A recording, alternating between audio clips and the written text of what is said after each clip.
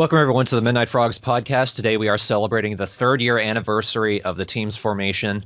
Today, joining me is Yoshi. Hello, hello, everybody. And JPace92. Hey, everybody. Or as I've learned in a recent interview, it's actually supposed to be JPAce92. Yeah, that, Really? yeah, it's kind of become a thing of its own, and people start calling me that, and I've actually kind of adopted it as my own, because it's way easier to say, and probably sounds slightly less stupid. Okay, yeah, because it's been like 2 years. Wow, we fucking suck. We can't even get one name right. It's not, well, I mean, not like I bothered to correct anybody, so. By the way, it's not Yoshi, it's Mario, you fuckers. Well, this podcast is going to be relatively short. Even though it's an anniversary, there's not a lot to talk about now that SFA is over. So it's mostly just going to be updates and usual stuff. First on the list, Stroking the Sun is up. That was the original song I've been talking about. I wish I could explain it more than it just happened. Because the idea was when Travis and I were script writing, I think Yoshi had fallen asleep by this point. No, I was just drifting off. I'm like, guys, Beetlejuice was funny. And Travis and I, being the jokers that we are, we took that to an extent when I think I had noticed Tama, like, after basically killing herself, I imagine she'd have some kind of stroke, hence the title. And Travis, I think he assumed I meant seizures. We just went with whatever. And being the asshole that he is, he decided seizures to be a dance. And so, yeah, that sounds like Travis. Yeah, we wrote pretty much that entire song. If you downloaded the script writing sessions, the lyric writing sessions for the song are also in that. I realized that a bit late, so... But I don't think anyone really pointed it out. But if you hadn't noticed it, script writing sessions, you can even listen to us coming up with that. It's a bit silly. I intended for it to be a kind of like a Beach Boys send-up. It ended up just being a classic rock and roll song with a bit of heavy metal in it, which that wasn't in the script writing. That came later after I decided it's time to actually start recording the song, and Travis thought it needed a bridge. And when he gave me the lyrics that he just came up with, I thought, that sounds like heavy metal. That doesn't sound like rock and roll. Like it sounds like talking about getting on her knees and like just throwing up the horns and screaming.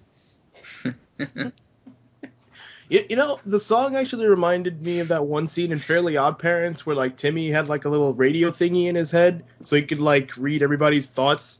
And then like at one point he's like he's overloaded, so he just falls on the ground. Everybody's like, "Hey, look, it's a birthday dance!" And they all get on the floor and they do exactly what he's doing.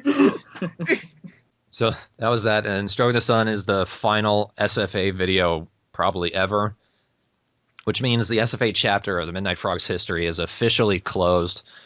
I figured, and I asked Yoshi, he agrees, it's about time we got a change in the logo.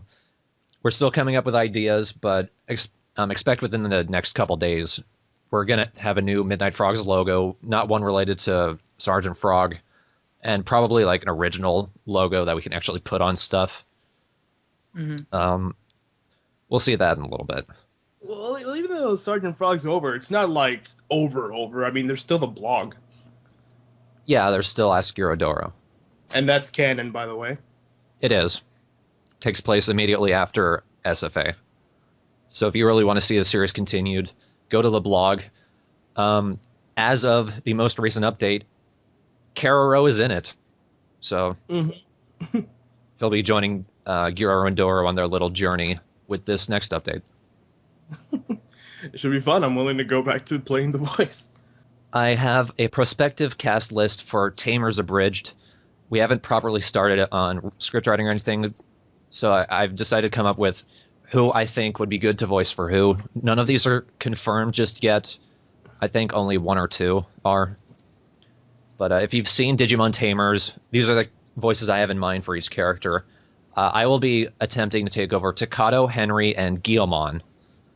I have asked Lily, and she's okay with trying out for Terriermon and Renamon. Code Black will try out for Rika. Our friend Shadow, who's in the chat under a different name, I have in mind for her Kalumon, if she's okay with that. If she has seen Digimon Tamers. I have Verheis in mind for the kid with glasses, Kenta. And I asked Lolly with an Excalibur, or Aussie Jordan, however you may know him, if he'd be interested in trying out. He said he would. So I have him in mind for Kazu, is the kid with the visor, and Impmon. He'll definitely do a really good Kazu. I have Travis in mind for Yamaki, the guy with the sunglasses.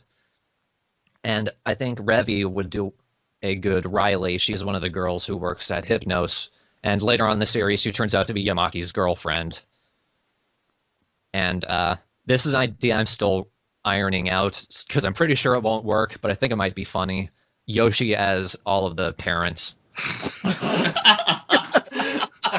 If anything, Yoshi would do a hilarious as Takato's dad. Like, just from brainstorming session we had. That's great. I am all your fathers. I knew it. I didn't want to tell you, but I forgot how that came about. You just started yelling. It's what I do best. I'll do it. Fuck it. But that's the perspective cast list for now. None of these are definite. May change entirely by the time Tamers actually starts. But that's what you guys have to look forward to for now. Oh, jeez. It's going to be great. Because we were laughing, we're dying of laughter just coming up with ideas. Definitely. Next, Yoshi, you know a little more about this, so you can take this one. Oh, yeah. Mystery... So, as you may know, in Japan, when a new Mystery Dungeon game comes out, they do a Mystery Dungeon special. And so, with the third one being released, there is an anime special coming out. I don't know when, but I saw screen caps.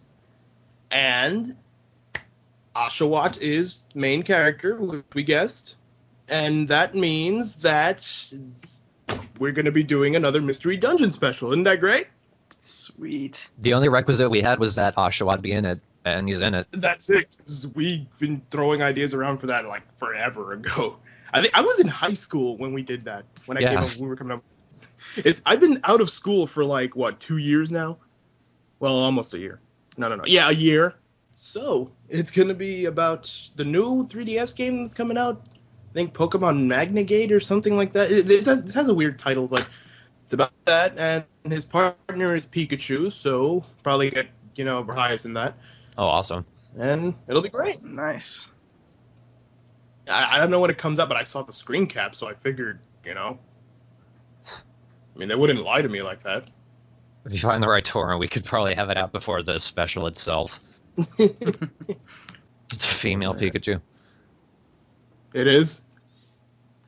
Someone... Oh, that'd be hilarious. That'd be hilarious. Still sounds like him.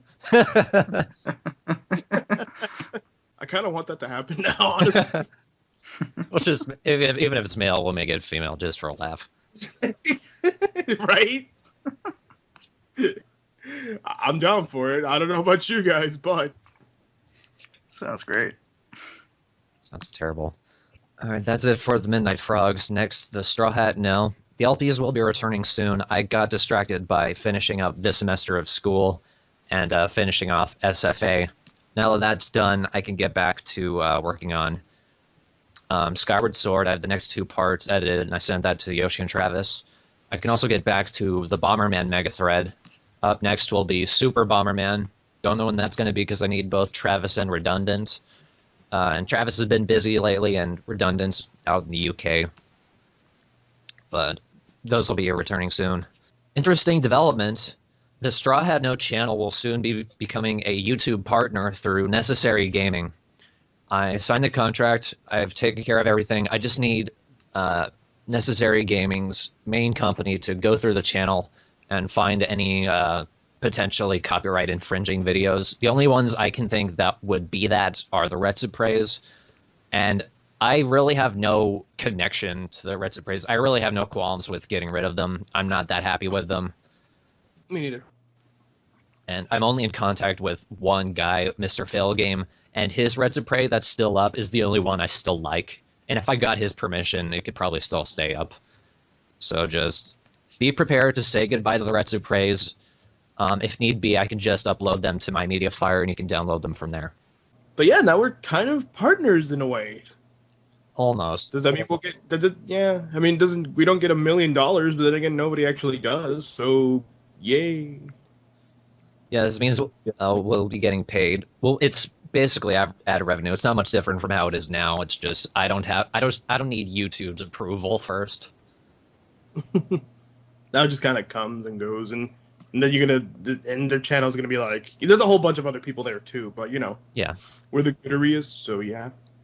We'd actually gotten asked by 3 other people before, but NG was like the first legit-looking company to ask us.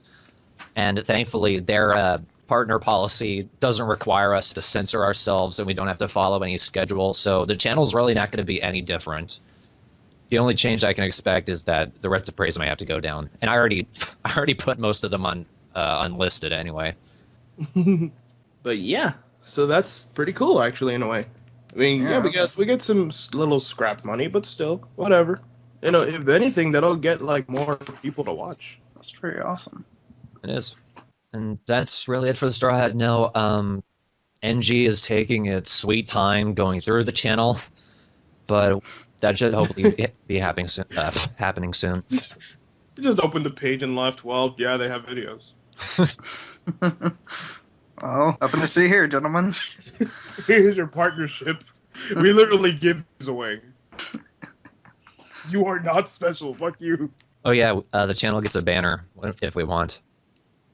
Nice.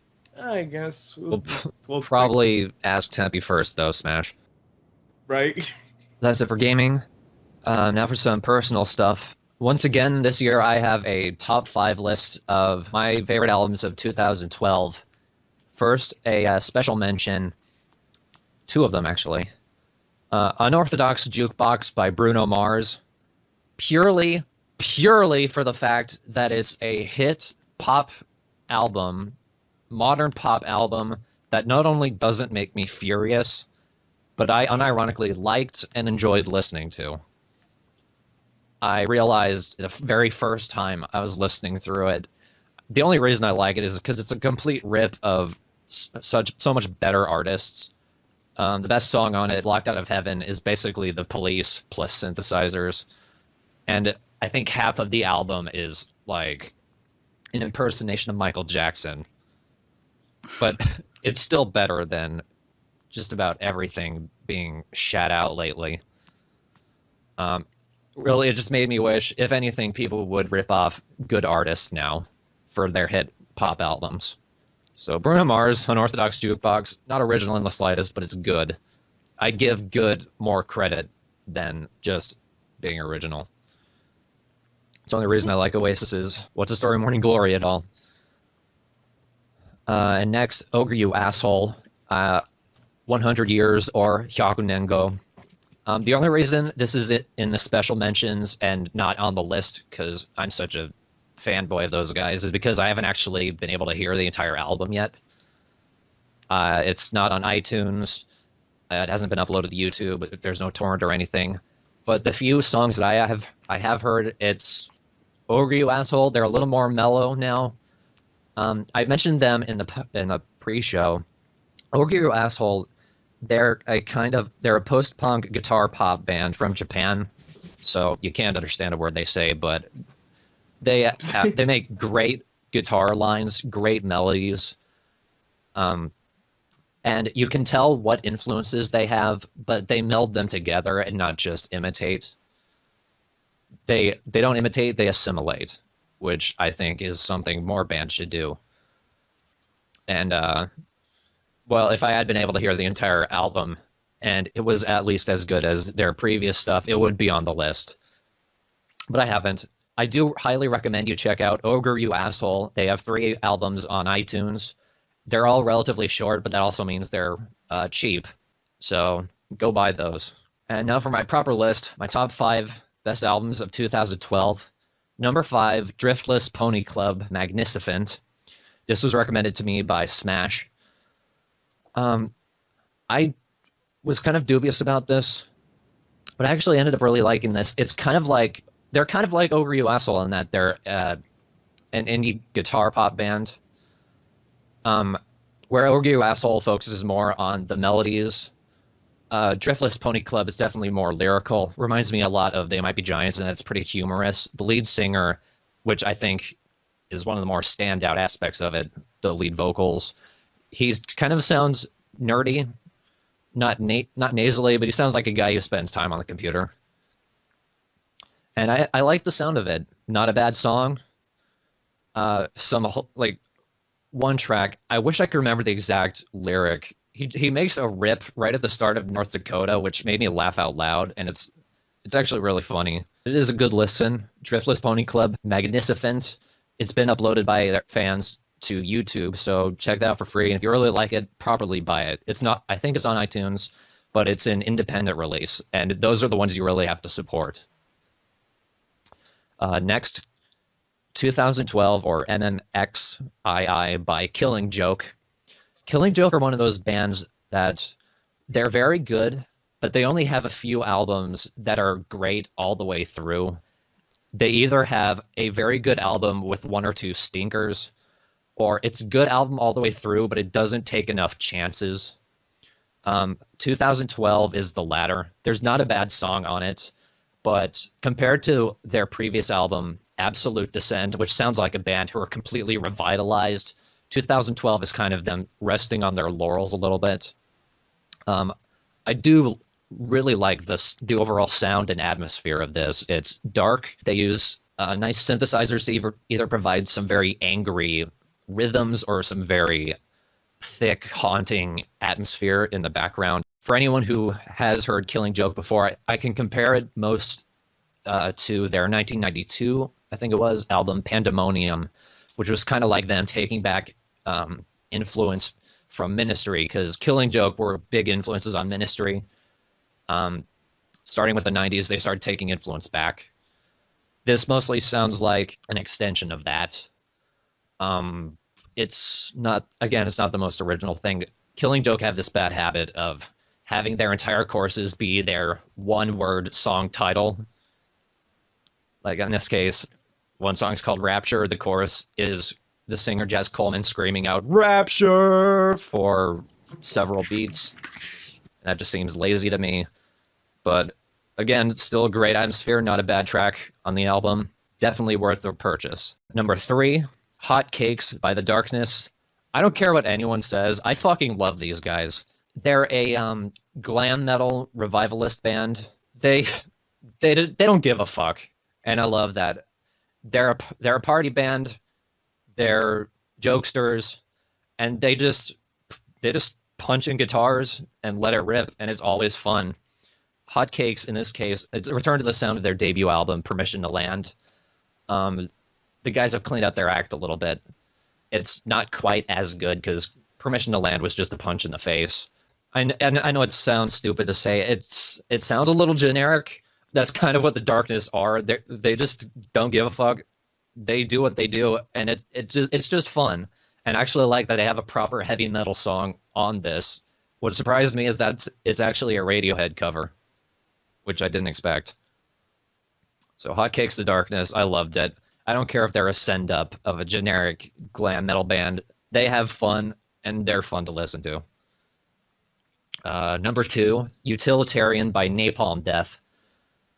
I mentioned Napalm Death a couple of times. What really impresses me most about them is it's probably for the same reason that I liked Killing Joke's 2003 self-titled album. Killing Joke's self-titled 2003 was kind of this aggro alternative metal that I thought I had grown out of in high school. But it sounded so sincere. It sounded properly pissed. Like, he really means what he says. His anger comes through, and it's not forced or fake or whiny. It's a man who's pissed, and he will punch you in the face. Napalm Death are that times 10. And Utilitarian has actually added in bits of melody, because Napalm Death they were originally a grindcore band. They're now death metal, and it's heavy, heavy stuff. I did not expect to hear like rich, layered, textured melodies in it, and it works. It's an awesome album. I definitely recommend it to anyone who's kind of on the fence about death metal. Napalm Death, they don't talk about torture that or anything like really nasty dark. Their lyrics are usually more political.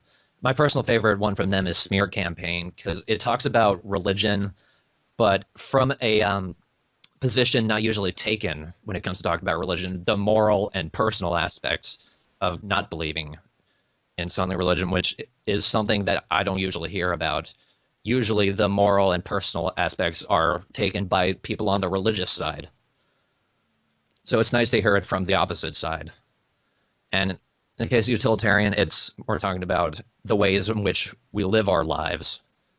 So Napalm Death, I highly recommend them, and they will kick your face. I love them. But my number one album for 2012, I don't know why I picked up my empty Pepsi can, is Bish Bosh by Scott Walker. People who know me will think this is me not even trying, but you know what? Scott is nuts. I love this guy's stuff because he does whatever the fuck he wants, and what he wants is so damn incomprehensible.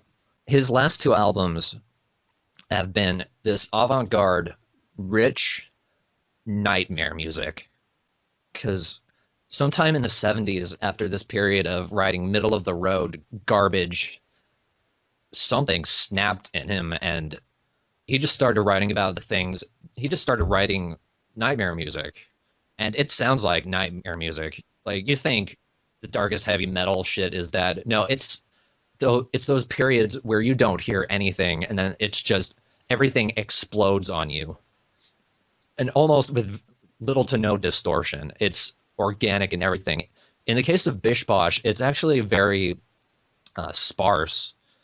There are a lot of periods where it's just silence, and then Scott himself comes out. He has this kind of ghoulish voice, usually, like an old opera singer who's now just haunting the opera.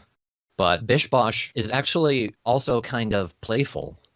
Some of the songs, like one song, Zircon, Flagpole Sitter, it's loaded with these old vaudevillian insults, like, you're so boring, you can't even entertain doubt. Does your face hurt because it's killing me? About when you go out wearing a yellow raincoat, people scream, taxi! Things like that. And it's all in this dissonant, dark atmosphere and sound, and yet it's still properly funny. It's this weird mix. And that's the thing with Scott. He doesn't do this just to scare you. He writes what's on his mind, and his mind is warped. But that's what it is. It doesn't try to be anything else. It doesn't try to mean anything. And my personal favorite song, I meant to play this during the pre-show, but we just didn't have time, is Epizootics. Because it's the first song of his in a while to have a proper rhythm and like melodic lines. If you're looking for a way to get into Scott's recent work, because it is pretty nightmarish, definitely check out Bish Bosh. It's not as thick and heavy. It has some proper melodic and lyrical lines. I'd say it's a little more accessible, but it's about as accessible as he is going to get. So give it a shot. It's going to take a few listens if you're not used to it. I know Bish Bosh has been kind of... People like it, but it still divides them on how awesome it is. Scott, I have listened to him enough that I can take in the right amount of patience to just accept whatever it is he gives me. So I end up liking this no matter what. Bish Bosh by Scott Walker, my favorite album of 2012. All right. Yay! And I have one last thing. I have a change to my top 5 list from 2011. I know my number one. What was my number one? I can't even find. I'm sorry, I thought you were going to go, not for my real top 5. No. I have a change from last year's list. I forgot what my number one was, but I have a completely new number one anyway. It's The Hunter by Mastodon. Holy fuck. That was a really good album. It's an amazing album. I thought I wasn't as into heavy metal anymore, and then I heard Mastodon's The Hunter, and I'm like, wow. Yeah. The first song I heard on was Curl of the Burl, and it's like, I thought you couldn't write a bitching riff like that anymore. I thought we'd come up with everything. And then I hear the rest of it. It's like, it's not even just that. This is a really dynamic, breathtaking record. Like, it's heavy, it's lyrical, it's melodic, it's rich. And it is probably the best metal album I have ever heard. It's that good, and it was from 2011. So if you think music is dead, you have another thing coming. You just have to wait for it. You have to look for things like this. Mastodon's really, really good at kind of creating that blend of pure metal, but also having some intricacies to it. And Yeah, they're one of those few bands out there that still, I think, keeps that spirit, you know? definitely. That's another thing. They're very technical, but they're never wanking. Yeah. It's not like they put some thought into it. Mm-hmm. So Mastodon the Hunter, it's probably the best metal album I have ever heard. I know this has been kind of the Thorn show, but Really, when is it not the Thorn show? It'd be weird if it's not. I mean, the Yoshi show would be the worst thing ever. Let's be honest. Like, okay, guys, now we're gonna, and then I just get up and leave. I don't know. My number one from last year was They Might Be Giants, and an album has to be good if it can kick They Might Be Giants off of my number one list. Now, we got some questions. First question from Smash. What would the symbol of the Church of Beetle Christ be? Like Christianity has the cross and Judaism has the Star of David. I basically imagined it being a cross, but the arms sticking up and like having beetle horns, basically. It would look like a cross from a Hercules beetle's nose. Are you guys still doing Jetters? Yes.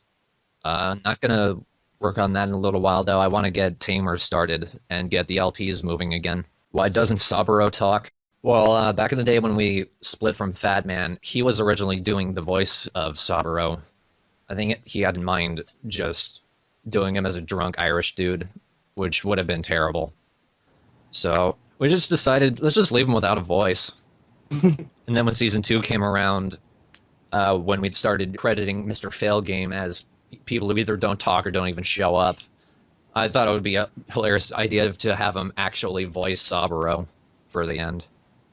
And that's how that happened. From Toad Titan, what episode was Kulu as a businessman originally? As I watched the abridged series, that was the only one I didn't recognize.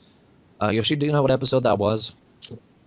I don't remember, but I know that like it had something to do with like I don't exactly remember what Momoka's dad actually does, but the thing was like his company was like going down in numbers, not severely like in the abridged series. It was like down by probably 200 points. In the abridged, it's down by like fucking 800. So that honestly that made that scene even funnier to me because it's just 4.99. It's like holy shit, how the hell are you guys still stable? But so they're going down and then Kulu comes in and he's like, oh, I'm gonna fix everything. And then he takes over the company and just like in the abridged, he was like, all right, I quit. Even though I have literally the earth around my finger. Oh, that gets boring, you know what I mean? Like, because then what do you do after that? I want to say it's somewhere in the 100 to 200 range. Somewhere around there, if not 200 and up. I haven't seen the actual show in God knows how long, so I'm probably off. But it's actually a pretty good episode on its own. Mm-hmm. For Smash, there's not going to be any commentaries on the remakes, right? No. I'd actually thought about it, but I'm ready. I'm fine to be completely done with it. Well, if you think about it, really, like the remakes are kind of like pseudo commentaries in themselves, just subtly. Like, see, this is better now. Thank you. Look at how much better this one is. Please Don't watch the other one, I beg of you. That's what you're subliminal messaging. That's what you're getting. Just, please do not. If you watch the first one, I will literally chop my leg off. I'm so depressed. You little bitch. And episode 3 was almost the exact same as the original, so it would be kind of a moot point anyway. Yeah. Thorn, any albums you're looking forward to this year? Yes, They Might Be Giants have a new album coming out, and Chrome have a new album coming out. It's Chrome's first in a good while, and Chrome, oh my god, They sound almost better than they did back in their heyday, which I did not expect. So I'm really looking forward to this. I played their new single Prophecy during the pre-show, so looking forward to that. And they're my Giants' favorite band, so I'm looking forward to it regardless. Thorn, how did you make Tamuma's voice? I already had this falsetto for a long time, just because this is actually how I used to talk to my dog. Hello, how are you? Back when I was little. I stopped doing that, but I still had the ability. So when Tamuma came around, I just used it for that. I think if I hadn't done that for a while, don't it cut this kind of like this? What will the channel for Tamers be called? We haven't thought up a title for that yet. I'm thinking of something that will tie into this framing device I have in mind for the series.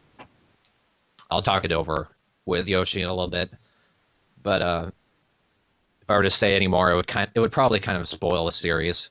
But when the series does start and the pilot goes up, I will make a trailer video of sorts to put up on the Midnight Frogs channel.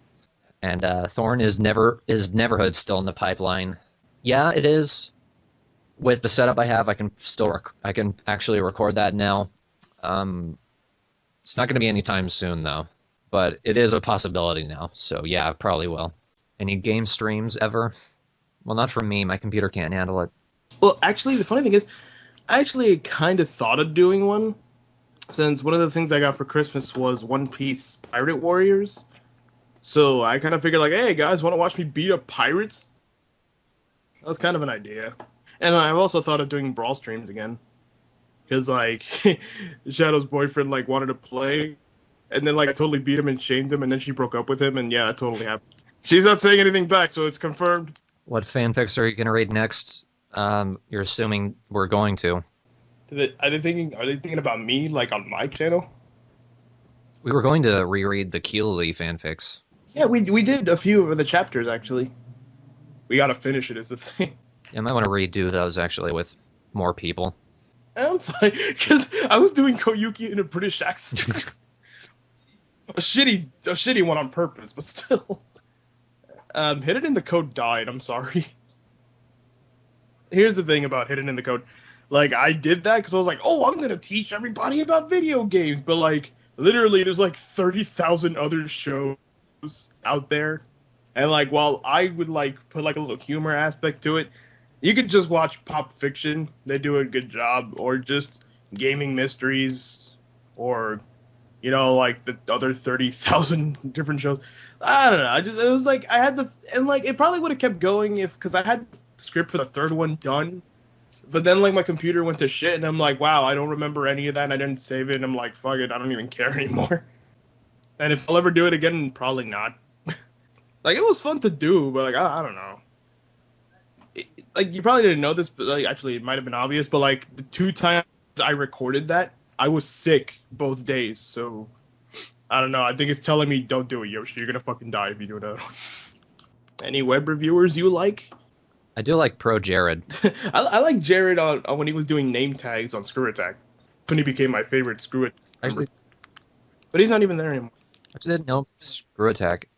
A guy on Facebook posted one of his videos, and I was fully expecting it to be another overreactive YouTube reviewer, and then it got someone who was calm and thorough and knew what they were talking about, and like took a natural approach to humor.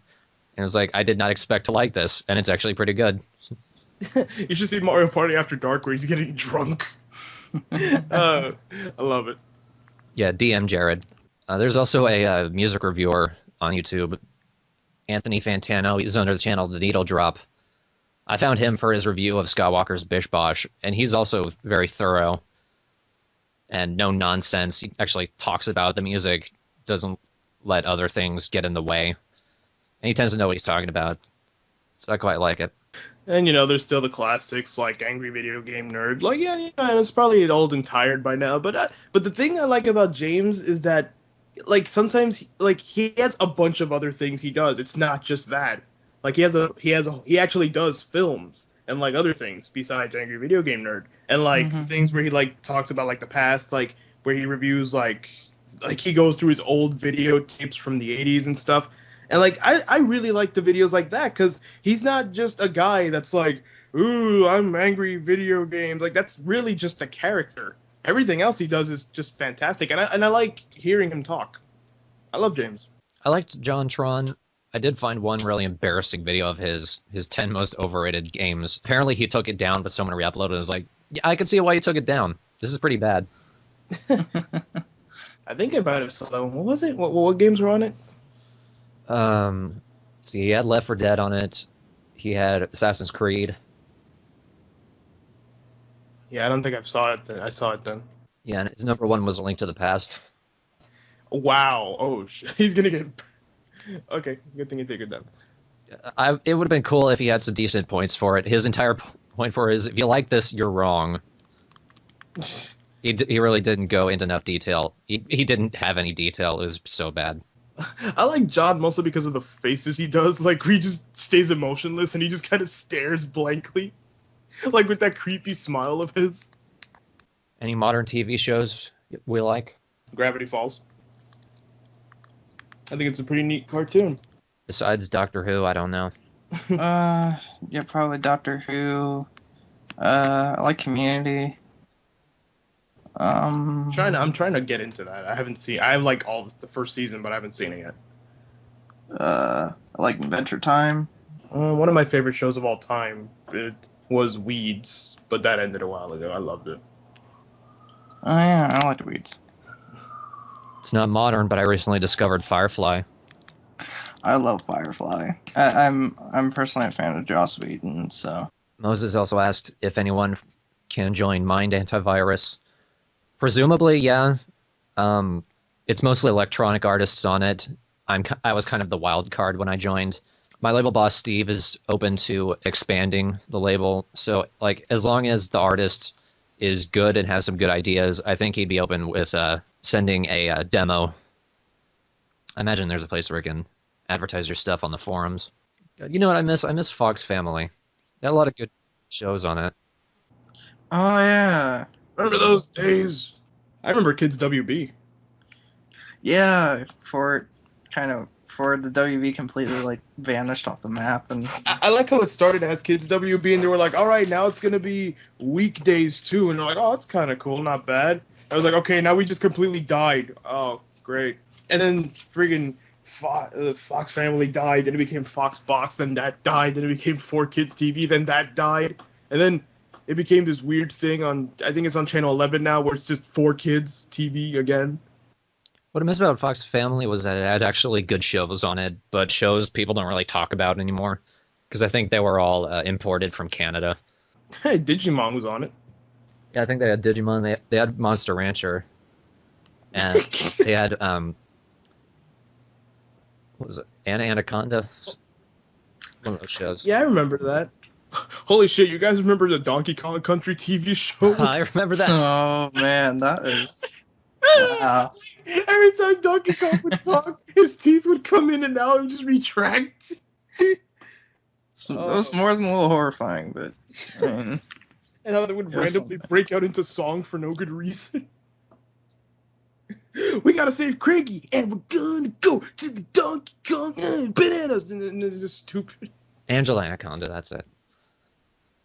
Someone had corrected me in a previous podcast. You think I'd remember it?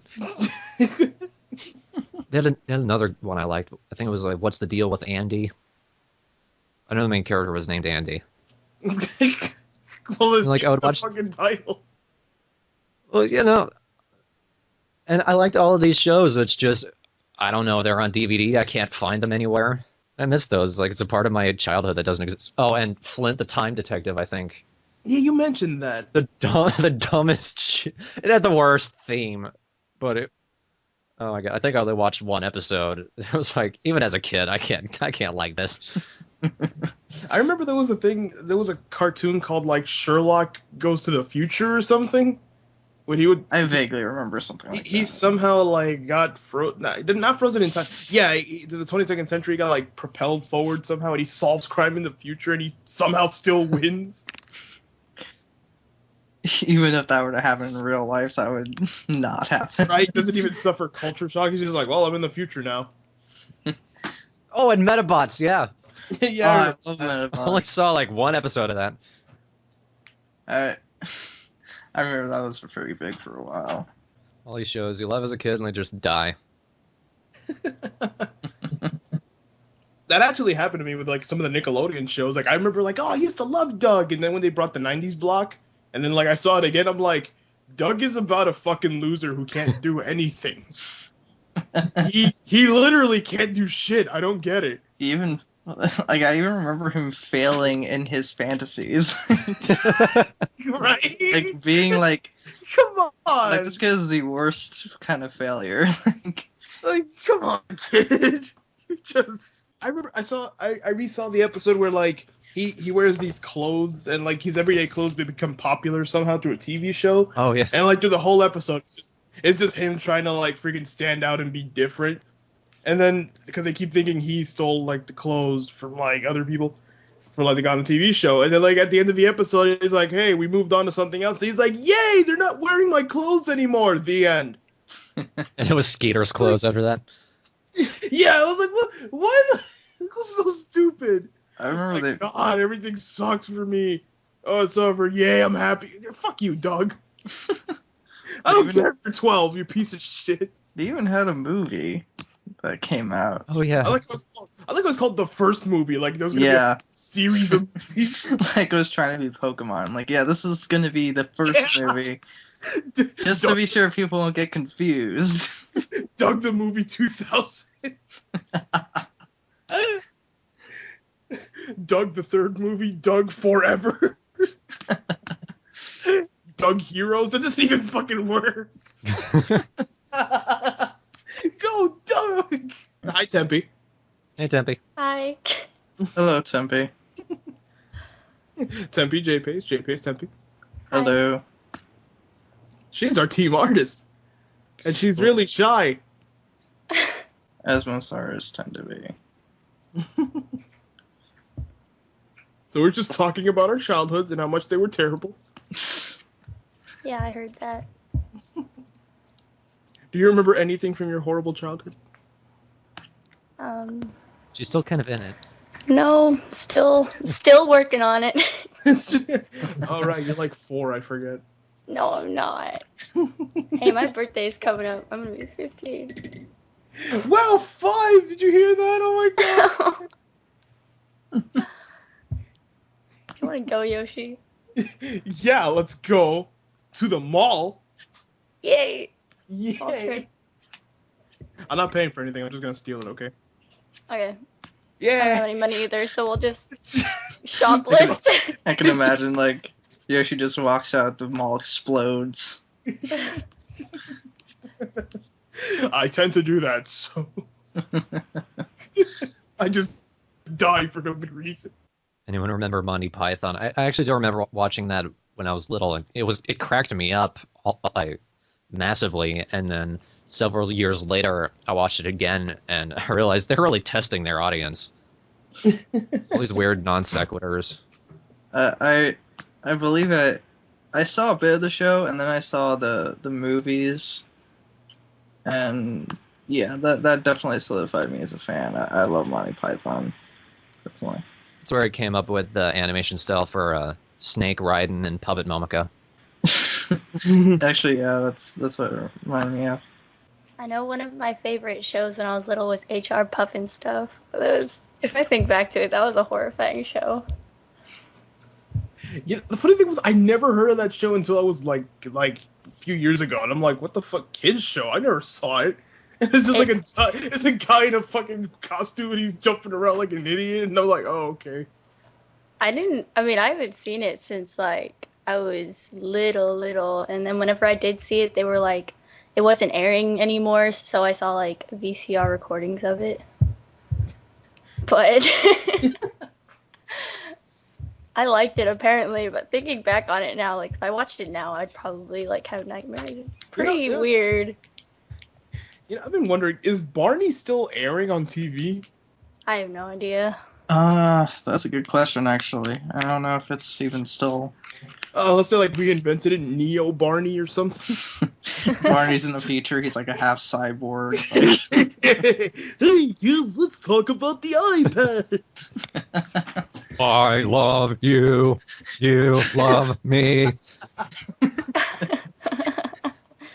Love does not reach my parameters. You will die eternally.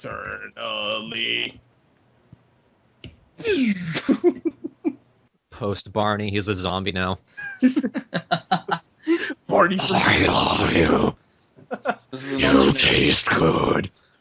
this is an alternate dimension where the Mayans were right.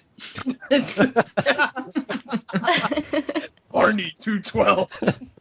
Barney does the show hanging from a noose. The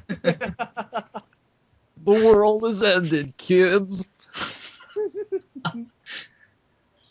Today's word is radiation. Not for nothing, kids, but this is a whole pile of bullshit. Oh, I remember this one anime from Foxbox. It was like fighting Furons. It was about food creatures that would fight. And that's it. I saw one episode of that, and even as a kid, I knew it sucked. I thought it was so stupid because I saw there's a freaking Chinese martial artist plate of rice and a hot dog cowboy, and I'm just like, what the fuck is going on? I didn't really watch TV when I was little. Surprisingly, I was more of that kid that would always go play outside. So you know what happened after a couple years. Then I found the internet and we became best friends. Oh no, I've had the internet since I was like in 3rd grade. I remember when I was a kid, I was like, oh, a computer, that's so high tech and cool. And then I finally like one AOL. This is gonna be cool, I swear to God. It's coming. Yay, I'm in. Disconnect. God damn it. Homestar versus Home Truck. What's Home Truck? You mean Homestuck? Oh my god. Yeah.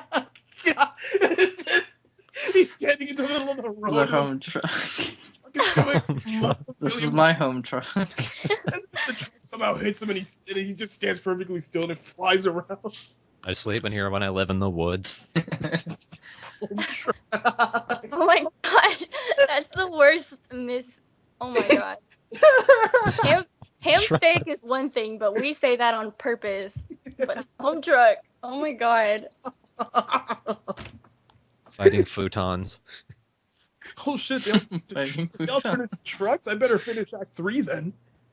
Yoshi, we should do a one-shot of fighting futons and call it Fighting Futons. Let's do it! You just superimpose images of plutons on top of every character. It's stupider than it already is. Go sofa fighter thing!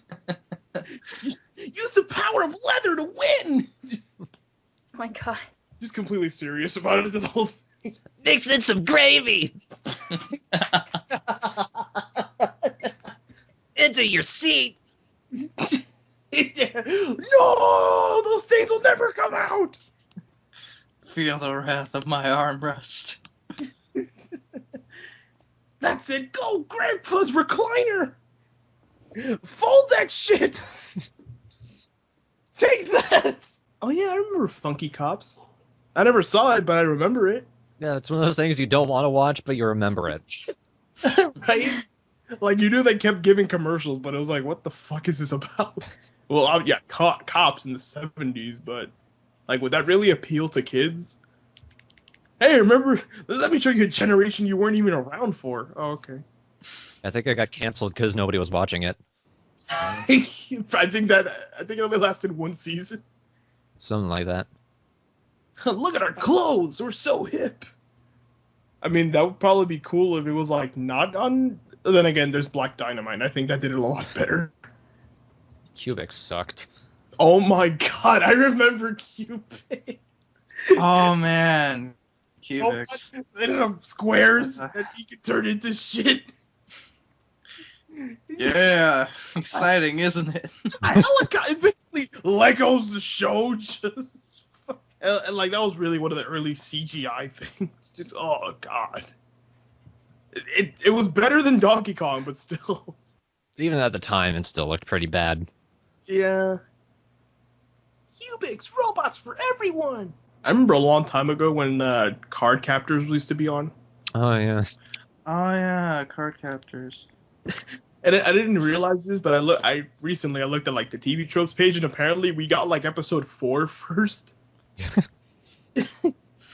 So Kind of random. things didn't even make sense. No wonder that show made absolutely no sense. I remember because in 3rd grade I took a trip to the Dominican Republic, and they had like almost every anime ever. Not only that, but they were way ahead of us. Like here, we were still like struggling with the Frieza saga, but over there, I saw how they beat Cell. It was crazy. And I remember because I saw like they were giving card captors, and I'm like, this opening's a lot different. It went on a lot longer. It looked a lot nicer, and then I realized, oh, we get shitty versions. Mm-hmm. Yeah, when did Animax do Sgt Frog?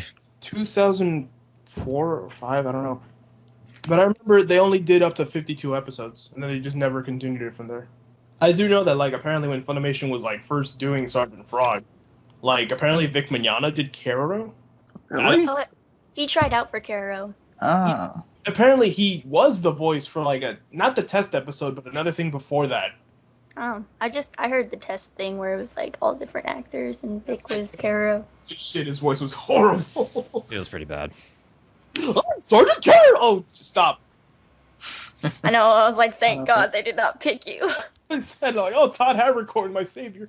We are not going to play who's Todd Haber. No, oh my God, never mind. I can't even sentence right now. I remember Todd being okay as Cooloo, though. Yeah, he did alright, but Chuck Huber just killed it. He's great. I don't think I can even remember what Tamama sounds like anymore because I haven't watched it in so long. So whenever I think of Tamama's voice, all I hear is yours. I am the real Tamama. Like, I seriously cannot remember Tamama's voice right now. I was surprised when I actually started watching the series properly, like how much our characters actually sounded kind of like the Funimation actors. I remember his voice now. Okay, we're good. And like I had based my Giroro off of the Funimation Giroro, and obviously Yoshi wasn't even trying to be like it, and Cooloo was completely different. But like Natsumi, Moi, Koyuki, ours were actually surprisingly close, and I didn't even realize it. And yeah, Brandy was spot on. Mm-hmm. Chuck Huber does a good Cooloo, but I just don't like Cooloo as he is. Oh, Thorn, did you see the scared comments on the most recent video after you guys went all drunk in rage on it? Yeah. It's like, I'll compliment now, just don't spit on me. I did realize listening back through the drunk New Year's recording, I'm a dipshit when I'm drunk. You're so nice, though. And you, like, seem so happy, and I was happy until, like, shot 12. I like the drunk you. And then you're all like, oh, I'm gonna puke, and we're like, no, you're not. And I did, But you so did. fuck you. You and Travis. That's because you wouldn't stop thinking about it. I told you it was all in your head, and you wouldn't stop thinking about it, so that's your own fault. Well, you know what? I had tried to fall asleep, and when I woke up, it felt like I was gonna puke, and I puked, so there. Okay, whatever, man. Whatever you say. You were so funny whenever you tried to talk to me. You were like, Tempe. And we were like, okay, you're pretty drunk. Just stop right there, whatever you're about to say. I'm actually making the award right now, so, Oh, sweet. Yeah, did you guys know the Midnight Frogs is officially the most trans abridging team on the internet? just see if anyone can beat us. Only 2 people doesn't really count as a lot, though. But I guess if nobody else has 2 people, then technically, yeah. Because Huki contacted me on Skype. He's like, I know you think I'm an asshole, but Happy New Year's. You're an asshole, and that's why you're one of the few people I let add my Skype. All right, thanks everyone for coming. We're going to end it here. And the next podcast will hopefully be after the Digimon Tamers abridged pilot goes up. And we will celebrate the launch then. All right, see you guys next time. See you around. Bye. Yeah. Bye. Get out of here.